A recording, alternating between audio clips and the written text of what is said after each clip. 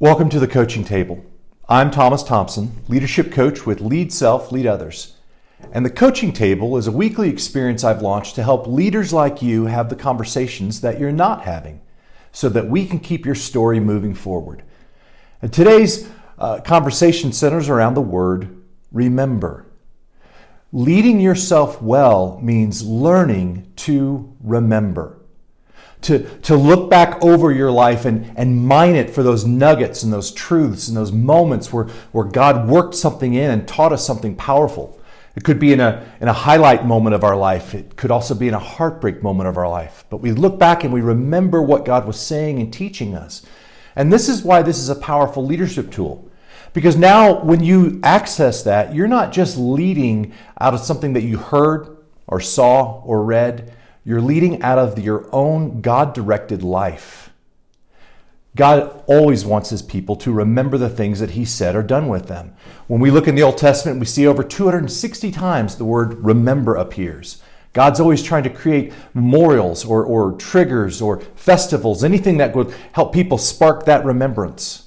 One example of that happens in the book of Joshua, as Joshua was trying to lead several million people across to the promised land, but they're facing that Jordan River. They can't get across it, but God says, trust me. And so the priests that were carrying the Ark of the Covenant, that symbol of God's presence, they hoisted it up over their heads, and as their foot touched the water, the text says, the water from upstream stopped flowing, and it stayed open for the whole nation to pass through. When they got to the other side, they realized this is a moment we're going to need to remember. And so God gave Joshua this idea. He called each one of the leaders of the 12 tribes to grab a stone out of the riverbed and to pile them up next to the river. Now, why were they going to do that? Verse 6 of chapter 4 says this: when your children ask in time, what do these stones mean to you? Then you shall tell them that the waters of the Jordan were cut off before the ark of the covenant of the Lord. So these stones shall be to the people of Israel a memorial forever. God was helping his people capture this moment to say, this is where it happened. We were here. This is where God said something, where God did something for us. And they were going to be able to access this moment of God in faith that was going to come in their life and their journey for years and years to come. Now, every year I try to get with God and find a word or a phrase that he's given me to remember.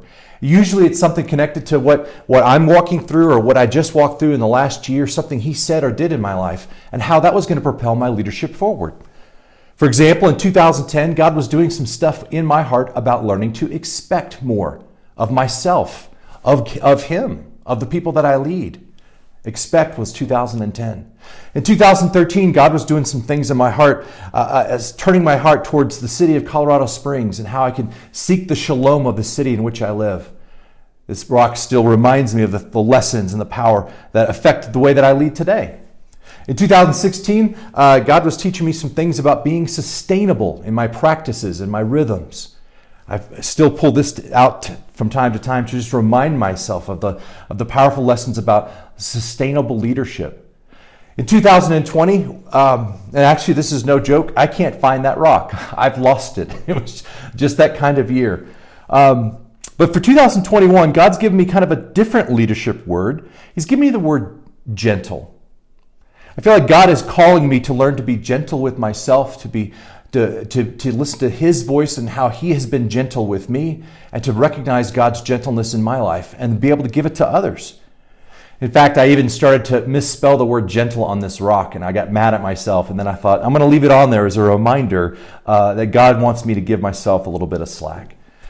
See, leaders can lead powerfully when they're able to access the moments and words that God has worked into their lives because they're leading out of what God has done. So let me throw out a coaching table question for you this week. What is God calling you to remember? If you know what that thing is right now in your life, why not grab a rock and write it on there and mark that moment? And if you don't have that, that's a great conversation to have with God. God, I want to lead into this. What are you asking me to remember? What have you been doing in my life that you don't want me to forget? What is God calling you to remember? I'd love to hear what that story is in your life. And you can scroll down and shoot me a little email there, or you can scroll back up and reply with a video. And if you even have a rock, I'd love to see what your word is or phrase that God's calling you to remember. And I'll see you next Monday with another conversation about leading ourselves well. And until then, you're always welcome at the coaching table.